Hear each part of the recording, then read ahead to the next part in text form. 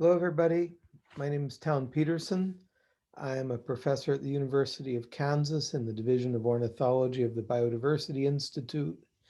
And I'll be presenting to you work today that's co-authored by myself and Fernando Machado-Stredel, who is a doctoral student, doctoral candidate, also in the Biodiversity Institute of the University of Kansas.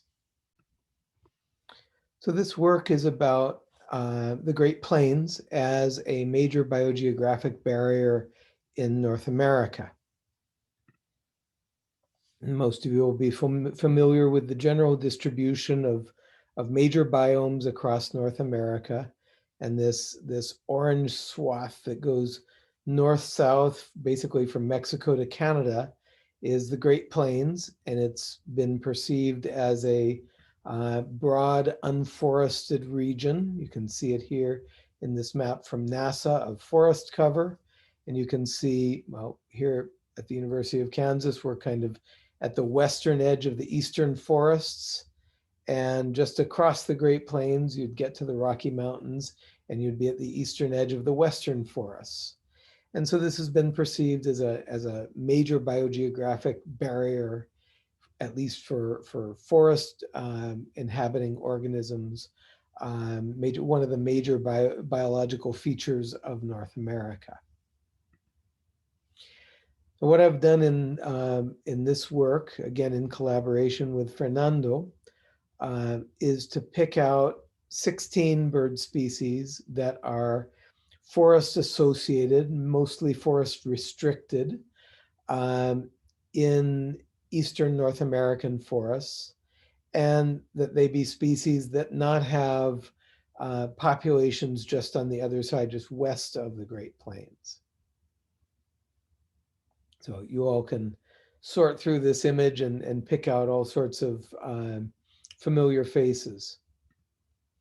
Now, the other thing that we've done is to take the breeding bird survey routes in this region, and we're really focusing on Nebraska, Kansas, and Oklahoma. But what we're going to do is take the breeding bird survey routes, and you're going to see this diagram several times. The size of the symbol indicates the age, and so these small symbols mean old, very newly established routes, and these large symbols mean older routes going back to the late 1960s and early 1970s. And so the sort of thing that we're analyzing is something like this, where you can see old records of pileated woodpeckers in eastern Oklahoma and up here in northeastern Texas.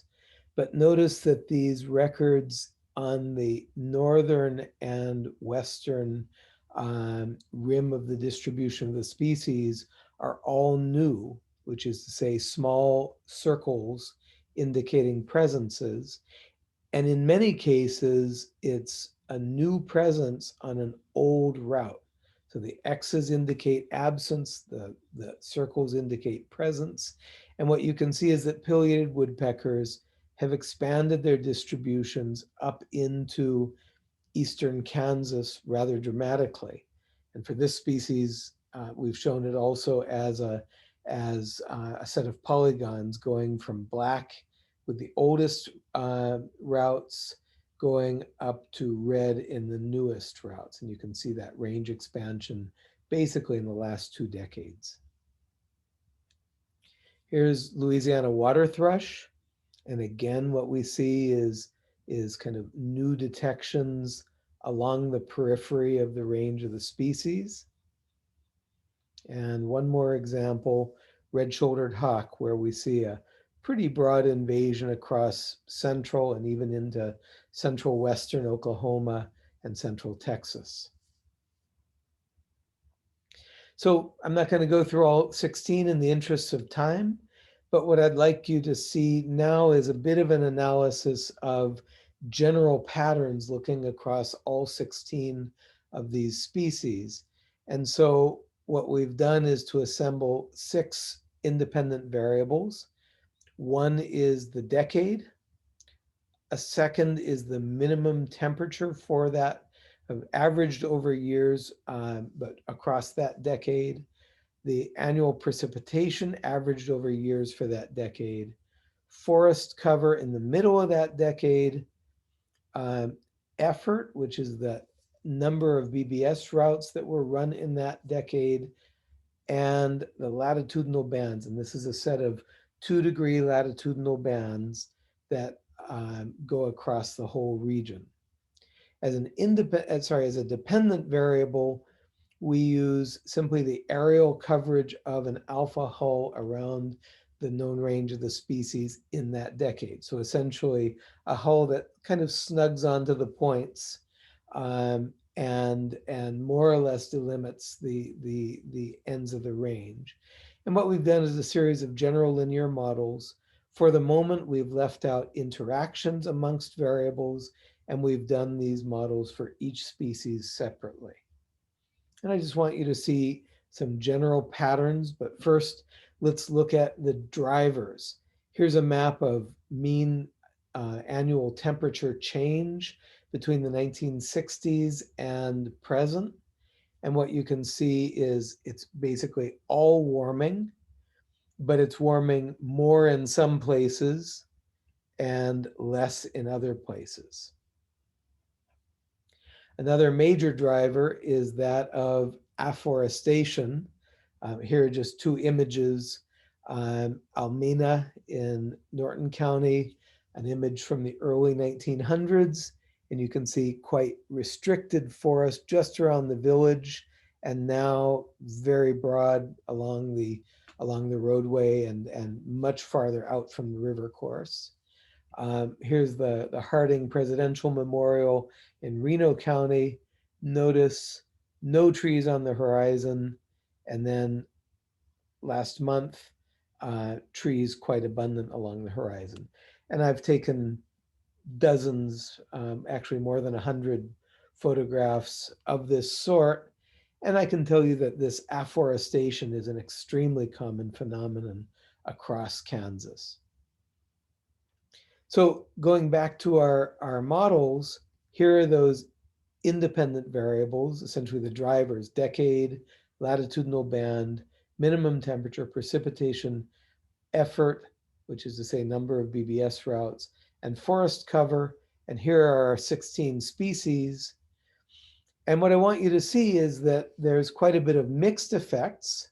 So for example, latitudinal bands, we see a positive effect of essentially expansion in the north for the two goat suckers, for Chuck-Will's widow and whippoorwill, but negative effects for others.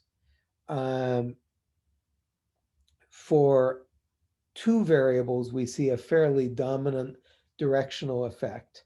For effort, we see most of the variables most of the species responding positively to more sampling effort. That makes all the sense in the world. And for most of the species, we also see a positive aerial effect relating to decade. And so that is this expansion process. Now what we need to sort through is what are the effects of these other drivers like climate change, temperature and precipitation, and landscape change in the form of afforestation. So this is very clearly work in progress, but I just wanted to share this work with you, and I'd be very interested in hearing feedback and hearing insights that you may have, given that this is a group that has quite a bit of experience across the state. So in summary, I think there is a very clear pattern of eastern forest birds expanding their ranges westward into the Great Plains. A few are decidedly not expanding, such as the two goatsucker species. The driving factors or drivers may include aspects of climate change, aspects of afforestation and land use change, and then an artifactual driver of simply increasing sampling. And more than anything, quite a bit more work left to do. But again, Fernando and I would very much appreciate any input and any thoughts about this. And we will be doing more and more detailed analysis of the data to try to pick out patterns more generally. And again, we'd very much appreciate any um, feedback that you might give us, and hope this has been interesting to you. Thanks very much.